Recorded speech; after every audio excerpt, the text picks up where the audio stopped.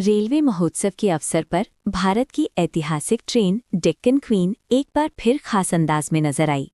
मुंबई के Chhatrapati Shivaji Maharaj terminus से इस train को विशेष सजावट के साथ पुणे के लिए रवाना किया गया।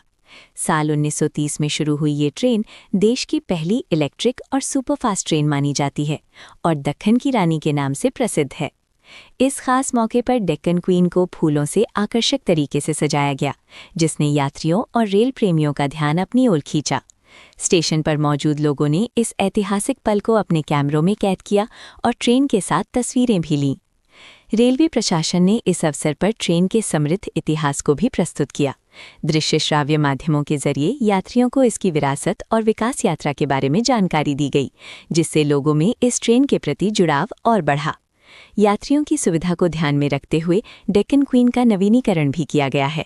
खास तौर पर इसकी प्रसिद्ध डाइनिंग कार को आधुनिक रूप दिया गया है, जिसमें फर्नीचर, छत और फर्श को नया बनाया गया है, जबकि इसका ऐतिहासिक स्वरूप बरकरार रखा गया है। रेलवे अधिकारियों के अनुसार पिछले कुछ वर्षों में इस ट्रेन को यात्रियों का शानदार प्रतिसाद मिला है।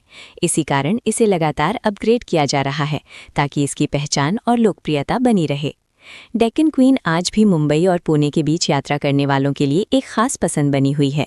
ये ट्रेन न सिर्फ सफ़र का माध्यम है, बल्कि भारतीय रेल के गौरवशाली इतिहास की एक जीवंत मिसाल भी है। रेलवे महोत्सव के इस अवसर पर डेक्कन क्वीन ने एक बार फिर अपनी विरासत और आधुनिकता का अनूठा संगम पेश किया।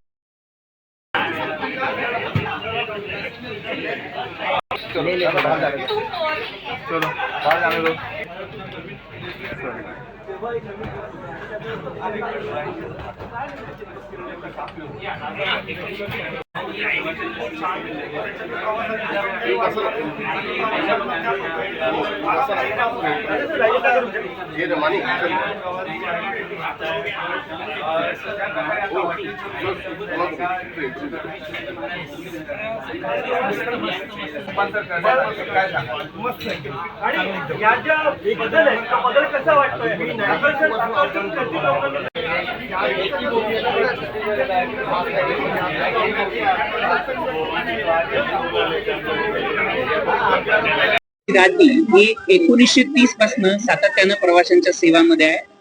ज्याची सुरुवात 6 कोच पासून झाली होती, ती डेक्कनची राणी आज 16 कोच प्रवाशांसाठी सातत्यानं सुविधा देत आहे.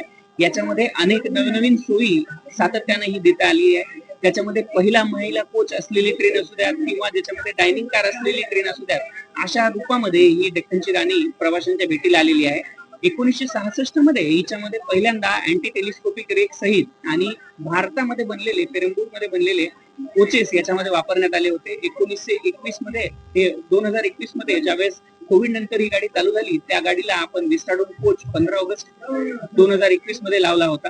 2022 पासून ही गाडी उत्कृष्ट रेकच्या माध्यमातून LHB कोचच्या माध्यमातून सर्व प्रवाशांच्या भेटीला आलेली आहे आणि ही गाडी सातत्यानं प्रवाशांच्या अपेक्षा पूर्ण करते आहे.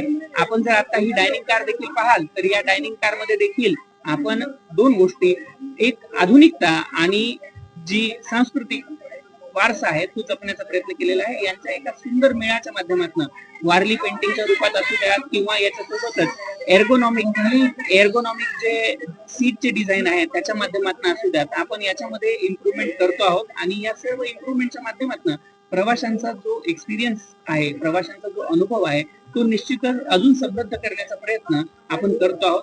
डायनिंग कार सोबतच बाकीच्या कोचेस मध्ये सुद्धा आपण विनाईल रॅपिंग असू द्यात किंवा AC मध्ये जिथे प्रवासी बसतात त्या प्रवाशांच्या सीट साठीची बेटरमेंट असू द्यात, त्याच्यामध्ये जी रॅपिंग आहे त्याची एर्गोनॉमिक डिझाईन आहे हे असू द्यात, या गोष्टी आपण केलेल्या आहेत आणि आपला निश्चितच असा विश्वास आहे की प्रवाशांना या सर्व कोचेसच्या माध्यमातून एक नवीन अनुभव निश्चितच मिळणार आहे आणि प्रवाशांना त्यांची लाडकी दख्खनची राणी ही पुन्हा एकदा आवडणार आहे.